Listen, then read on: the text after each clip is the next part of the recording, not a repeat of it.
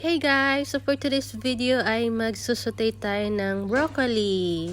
Bago natin isuti yan, pinakuluan muna namin ng mga ilang minuto. Tapos tsaka na namin sinutay sa butter. Tapos nilagyan ng paminta, asin at garlic powder. So si Habi pala ang gumawa kasi nga off niya. At nagsakit-sakitan ako. Charis, joke lang yun. Ano ba yan? So, siya muna yung pinaluto ko. Ako naman sa tortang talong. Lagyan ng asin. At ako lang yung taga-tikim muna. So, ayan. Pag siya ang nagluluto, maraming asin talaga yan. So, ayan. Ay, ganyan talaga siya. Pag ganyan ako nagluto, magsilabasan yung broccoli.